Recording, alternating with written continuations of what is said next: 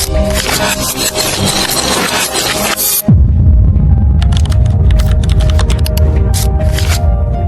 gitnang bahagi ng Thailand, matatagpuan ang lalawigan ng Ratchaburi, isang tahimik na probinsya na kilala sa magagandang tanawin, makasaysayang lugar at tanyag na destinasyon na pinupuntahan ng mga turista.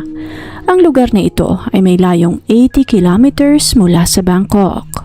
Tuwing Abril, dinaragsa ang lugar na ito ng mga turista at lokal dahil sa Songkran Festival, ang tradisyonal na pagdiriwang ng bagong taon sa Thailand. Sa loob ng 3 araw, nagkakaroon ng water street fight ang mga tao dito bilang simbolo ng paglilinis ng kamalasan at pagsalubong sa bagong simula. Ngunit noong Abril 2023, sa gitna ng masayang pagdiriwang, isang insidente ang yumanig sa buong bansa. Akala ng mga tao ay aksidente lamang ang lahat. Ngunit nang magsimula na ang investigasyon, napag-alaman ng buong bansa na isa pala itong serye ng pagpatay na nagsimula pa 8 taon na ang nakakalipas. Serye ng pagpatay na iisang tao lamang ang may pakana. Kalaunan, ang pangunahing sospek ay makikilala sa bansag na Thailand's Cyanide Killer. April 14, 2023, Songkran Day. Sa tabi ng Mae Klong River, habang abala ang mga tao sa pagdiriwang ng festival, biglang bumagsak ang isang babae sa lupa. Agad siyang nilapitan ng mga tao, tumawag sila ng ambulansya at ilang minuto pa lamang ay dumating na ang mga responding medical personnel. Nagsagawa sila ng CPR at binigyan ang pasyente ng paunang lunas. Ngunit huli na ang lahat para sa babae. Doon pa lamang inanunsyo na ng mga medical personnel na pumanaw na ang dalaga. Ang babaeng ito ay si Siriporn Kanwong, 32 years old. Si Siriporn ay isang matagumpay na negosyante at kilala sa kanilang lugar na may stable at maayos na pamumuhay. Nang makarating ang insidente sa kanyang mga kapamilya, hindi nila matanggap ang biglaang pagpanaw ni Siriporn. Walang kahit na anong indikasyon na ito ay may sakit. Wala itong history ng kahit na anong karamdaman at walang kahit na anong senyales na meron itong seryosong kondisyon. Mas lalo pang naging kahina-hinala ang insidente nang matuklasan nila na nawawala ang ilan sa kanyang mahalagang gamit. Kabilang narito ang mahigit 50,000 baht na cash, humigit kumulang 80,000 pesos, isang Louis Vuitton handbag, isang iPhone 14 Pro Max, at iba pang ari-arian na nagkakahalaga ng 140,000 baht o humigit kumulang 224,000 pesos. Nang suriin ng mga investigador ang CCTV footage malapit sa pinangyarihan ng insidente, napansin nila na hindi nag-iisa si Siriporn ng araw na iyon. Sa unang tingin, wala naman doong kakaiba. Ngunit nang suriin ng mga pulis ang footage, nabuo nila ang isang teorya na ang babaeng kasama ni Siriporn ng araw na iyon ay hindi lamang isang simpleng babae o kaibigan at malaki ang kanilang hinala na may kinalaman ito sa biglaang pagkamatay ng biktima. Ang babaeng ito ay si Sararat Rangsiwatthapong. Sa CCTV footage, makikitang magkasamang naglalakad sina Siriporn at Sararat malapit sa pangpang ng ilog. Pagdating sa ilog, naghiwalay ang dalawa ng direksyon. Bumaba si Siriporn sa hagdanan papunta sa tubig upang magsagawa ng Buddhist ritual na fish release o making merit, habang si Sararat naman ay tumawid sa kabilang bahagi ng kalsada. Sa halip na umalis, ilang ulit siyang lumingon sa direksyon ni Siriporn na parabang meron siyang inaabangan. Ilang sandali lamang ang lumipas, bigla nang bumagsak si Siriporn sa lupa. Habang nagkakagulo ang mga tao, napansin ng mga investigador ang kakaibang kinikilos ni Sararat. Imbes na tulungan ang kaibigan, umalis si Sararat sa lugar.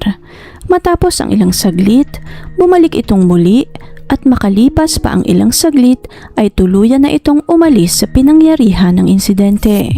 Ang aksyon na ito ni Sararat ang tumatak sa isip ng kapamilya ni Siriporn.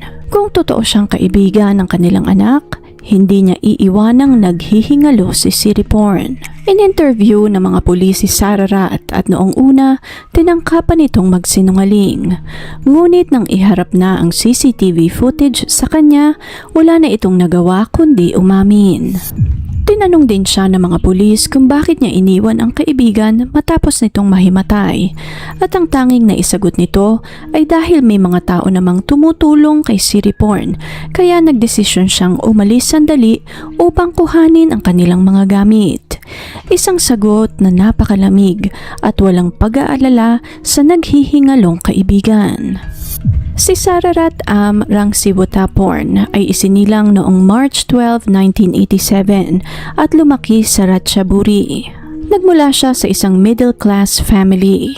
Nag-aral at nakapagtapos si Sararat ng Public Relations within the Faculty of Management Sciences sa Nakhon Pathom Rajabat University.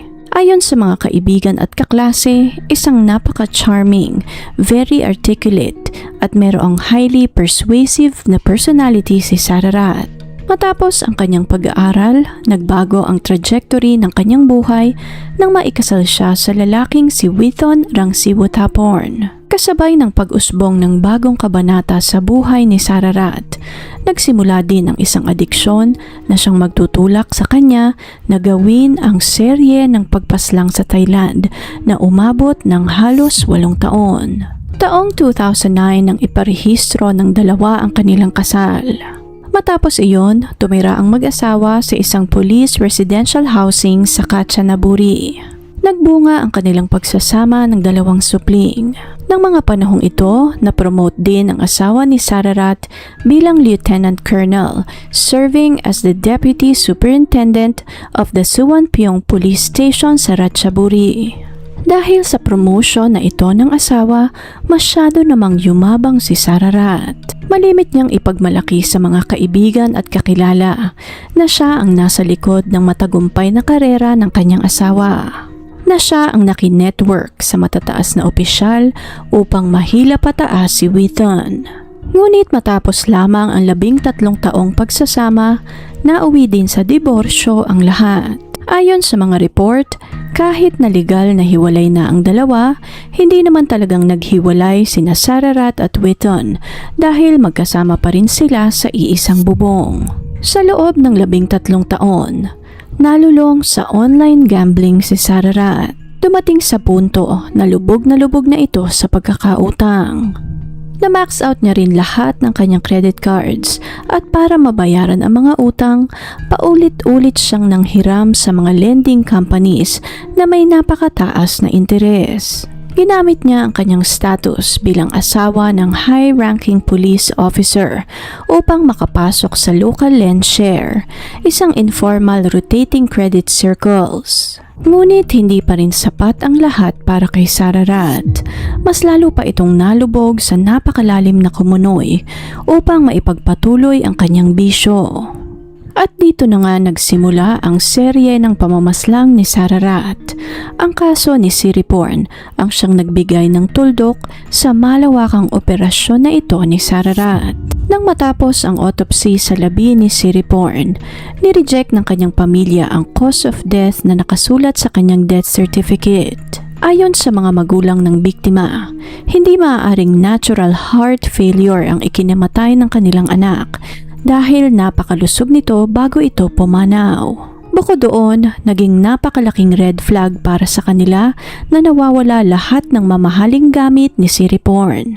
Dahil dito, pinressure ng pamilya ni Siriporn ang pulisya na i-bypass ang standard procedure at magsagawa ng full forensic autopsy. Dito na na-discover ng mga medical examiners ang napakataas na concentration ng potassium cyanide sa dugo at digestive tract ni Siriporn. Dahil sa natuklasang ito, inaresto ng mga pulis si Sararat noong April 25, 2023. Napabalita sa telebisyon ang pagkakaarestong ito ni Sararat at dahil nga dito, nakita rin ng pamilya ng iba pang biktima ni Sararat ang mukha niya sa telebisyon.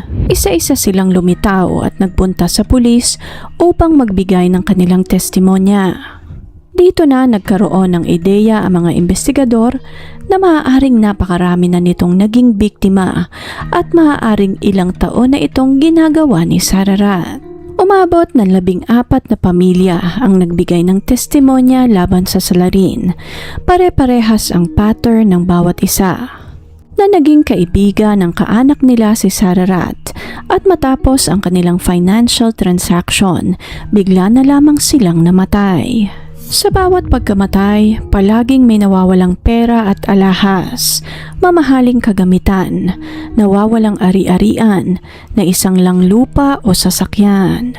Habang nagpapatuloy ang investigasyon, may isang napaka-importanting witness naman ang lumantad upang magbigay ng kanyang testimonya. Ang witness na ito ay si Cantima Pla. Siya ang nag-iisang survivor sa mga naging target ni Sararat. Ayon sa salaysay ni Cantima, minsan na rin siyang naging malapit na kaibigan ni Sararat. Nakilala niya ito di umano dahil magkaklase sa Police Academy ang kanyang asawa at ang dating asawa ni Sararat. Ito mismo di umano ang unang lumapit at nakipagkaibigan sa kanya. Isang araw habang magkasama sila sa isang shopping mall, inabutan siya ni Sararat ng isang gamot. Sinabi nito na ang gamot ay para sa ubo at maaari itong makatulong sa mga sintomas ng COVID-19. Kasabay nito, binigyan din siya ni Sararat ng isang bote ng orange juice. Dahil magkaibigan nga sila, ininom niya agad ang ibinigay na gamot ng kaibigan. Ngunit ilang minuto pa lamang ang lumipas, nagsimula na siyang makaramdam ng matinding paninikip ng dibdib, pagkahilo at hirap sa paghinga, at unti-unting nanghina ang kanyang katawan. Sa kabutihang palad, nakatawag kaagad siya ng ambulansya bago siya tuluyang mawala ng malay. Dahil naging mabilis ang kanyang pag-aksyon, hindi nalagay sa peligro ang kanyang buhay. Iyon ang unang pagkakataon na nangyari ito sa kanya, kaya't hindi niya pa rin pinaghinalaan si Sararat. Lumipas naman ang ilang linggo, muli siyang binigyan ni Sararat ng isang kahon ng gamot. Ayon sa kaibigan, ang gamot na iyon ay makakatulong sa kanyang pagpapapayat.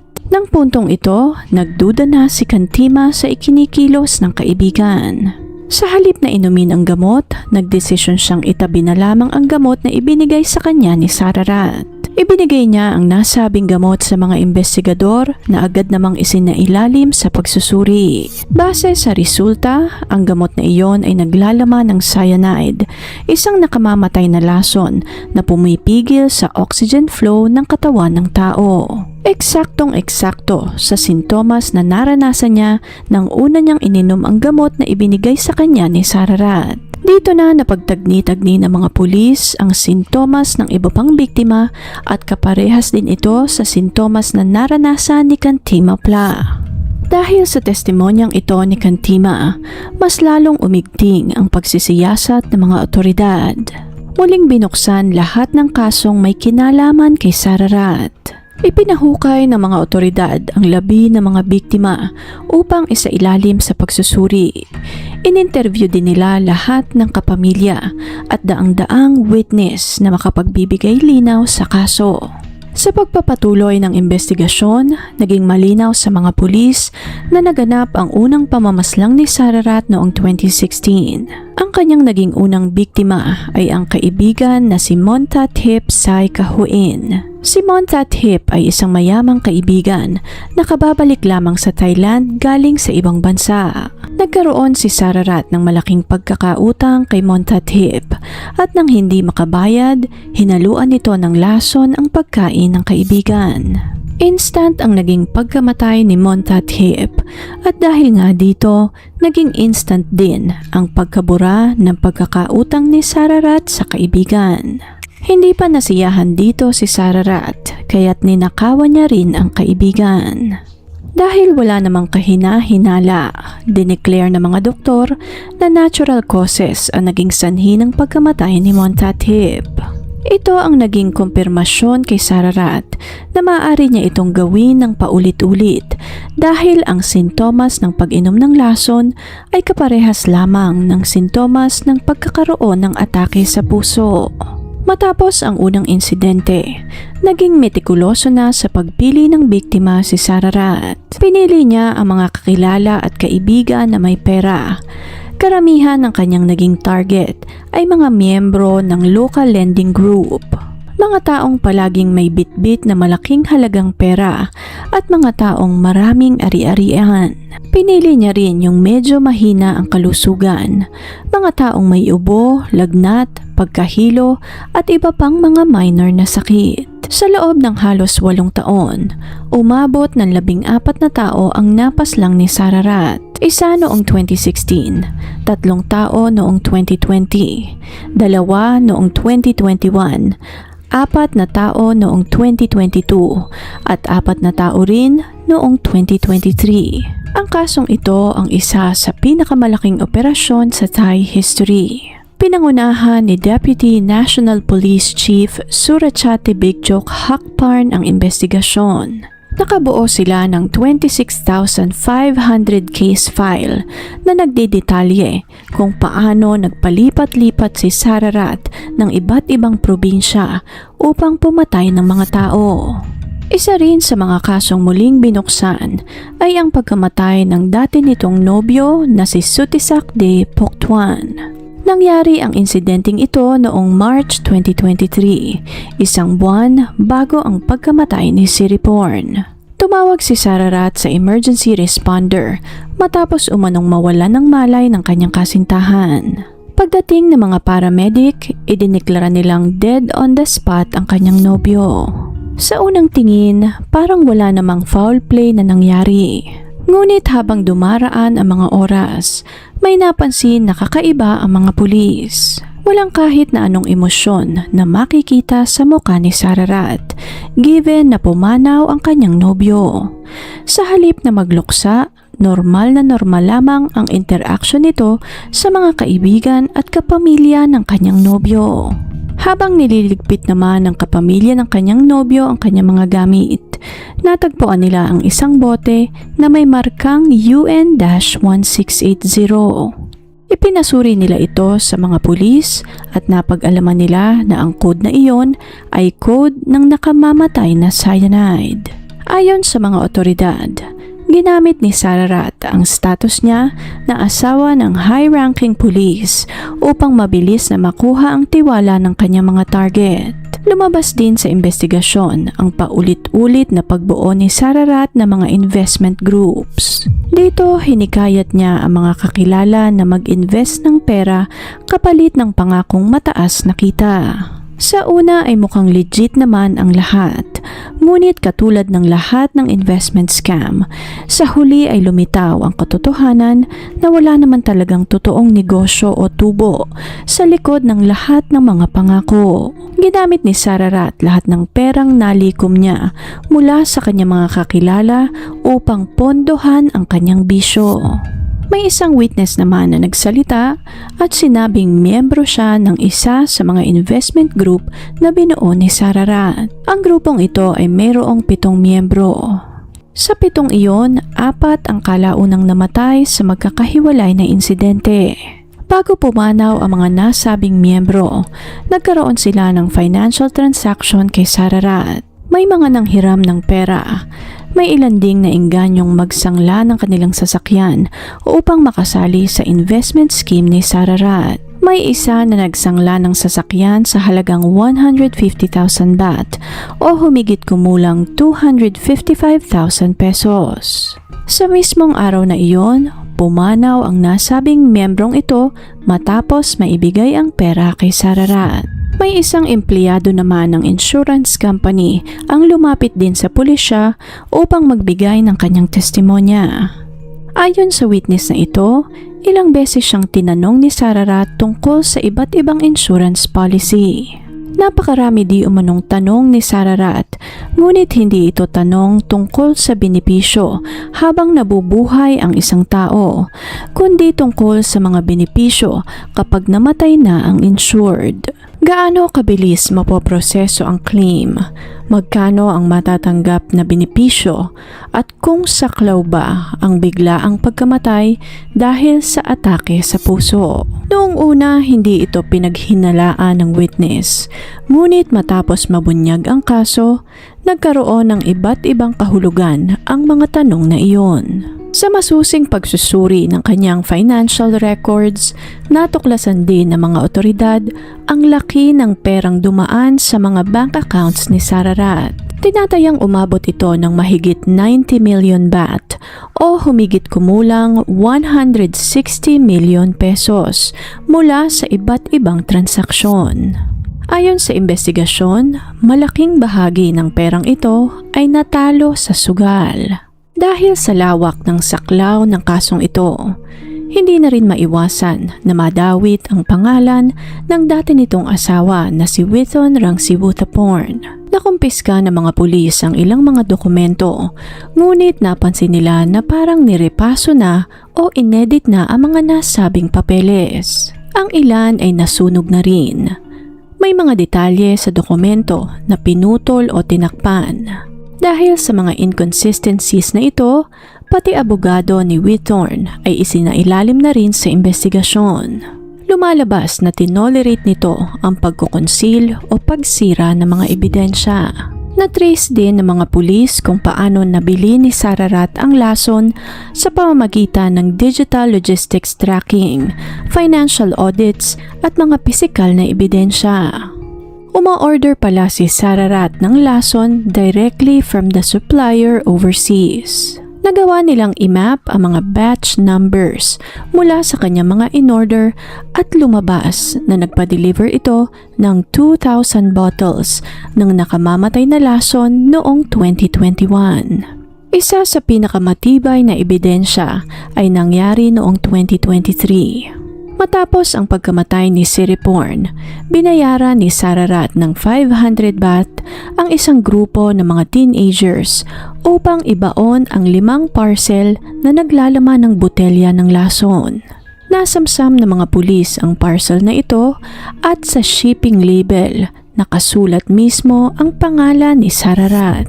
At noon ngang July 18, 2023, formal na sinampahan si Sararat ng 14 na kaso ng planadong pagpatay, isang kaso ng tangkang pagpatay at halos 80 iba pang kaugnay na kaso.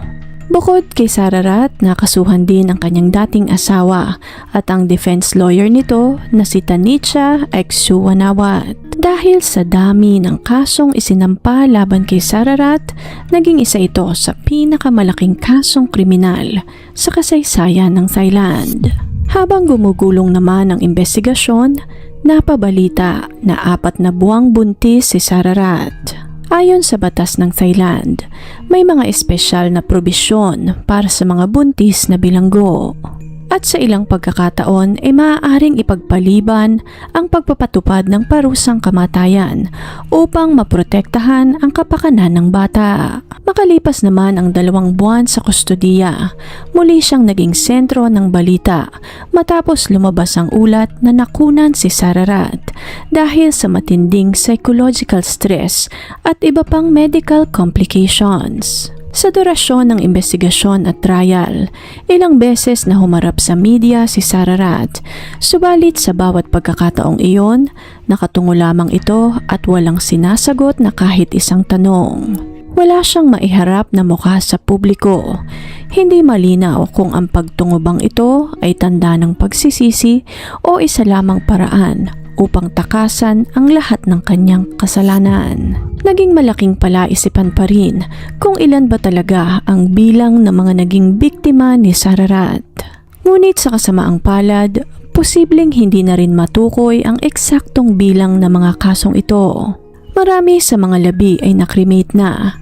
May mga ebidensyang naglaho na rin sa paglipas ng panahon at maaaring may mga kaso pang hindi na kailanman maiuugnay kay Sararat. Naganap ang unang paglilitis sa mga kasong ito 1 taon matapos ang kanyang pagkakaaresto. Sa puntong iyon, daang-daang testigo na ang nakapanayam ng mga otoridad at libu-libong dokumento na rin ang nasuri. Ang unang kasong umabot sa hatol ay ang pagkamatay ni Siriporn Kanwong. Sa loob ng courtroom, isa-isang inilahad ng prosekusyon ang mga ebidensya. Noong November 2024, si Sararat ay napatunayang guilty sa pagpatay, pagnanakaw at paglason sa kanyang kaibigan. Hinatulan siya ng kamatayan ng korte at inutusang magbayad ng 2 milyong baht bilang danyo sa pamilya ng biktima. Pagsapit ng April 2026, napatunayan ding guilty si Sararat sa pagpatay naman sa isang babaeng pulis sa Nakhon Pathom Province. Sa kasong ito, nabigyan naman siya ng parusang habang buhay na pagkakakulong. Ang kanyang dating asawa naman na si Witton ay napatunayan ding guilty sa mga kasong fraud, embezzlement at sa pagtatago o pagsira ng ebidensya na may kaugnayan sa mga kaso. Dahil dito, siya ay nasentensyahan ng 1 taon at 4 na buwang pagkakakulong. Ang abogado naman na si Tanicha ay nahatulan rin ng 2 taong pagkakakulong. Napatunayang pinayuhan di umano niya ang dating asawa ni Sararat na itago o sirain ang ilang mahalagang ebidensya, kabilang ang nawawalang designer bag ng isa sa mga biktima. Sa kasalukuyan, si Sararat ay nakapiit pa rin sa kulungan habang naghihintay ng paglilitis para sa iba pa niyang kaso. Sa 14 na kaso ng pagpatay, 3 pa lamang ang nahahatulan. Habang naghihintay naman ng mga natitirang paglilitis, nananatiling buhay ang alaala ng mga biktima at ang paghahangad ng kanilang pamilya na makamit ang hustisya. Ang kasong ito ni Sararat ay isang malinaw na paalala na maging mapagmatsyag dahil hindi lahat ng mabait sa iyo ay isang kaibigan. Kung interesting po ang kasong ito para sa inyo, please leave a comment and share your thoughts sa comment section below. Please click on the subscribe button and notification bell as well para updated kayo sa mga susunod pang videos. Salamat po and see you on the next one.